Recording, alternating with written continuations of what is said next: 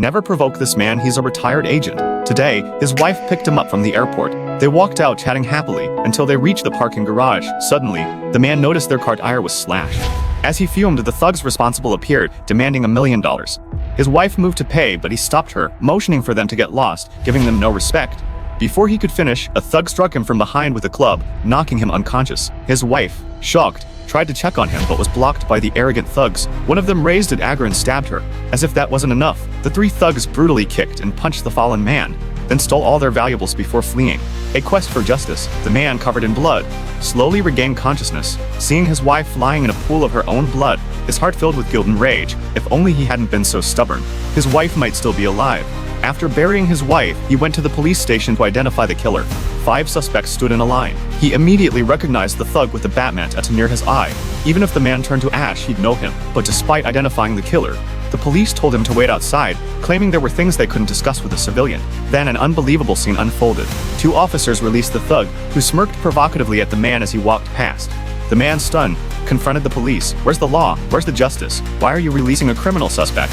The officer told him to calm down, explaining that the case involved powerful figures and wasn't something they could discuss with an ordinary citizen. He advised the man to let it go, warning of severe consequences if he didn't. Seeing the police were corrupt, the man gave up trying to get answers from them. He realized justice in this world had to be served by himself. He smashed through the wall behind his wardrobe, retrieving a box from the hole.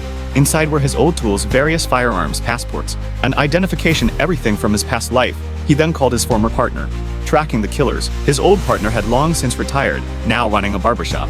But upon hearing about the murder of his friend's wife, he had already investigated the 3 killers. He warned that while the individuals themselves weren't much, the forces behind them were immensely powerful. Pursuing them could lead to his own death, so his partner urged him to stop, or his peaceful retirement would end. But the man wouldn't let anyone go. He was determined to avenge his deceased wife.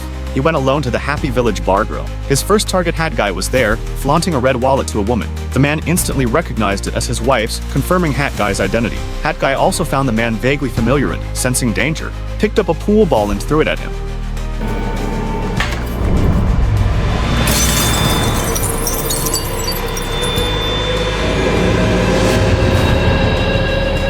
Hat Guy frantically fled through the back door, and the man pursued him. But Hat Guy was too fast, disappearing from sight. The man frantically searched around, only to have a handgun pressed against the back of his head.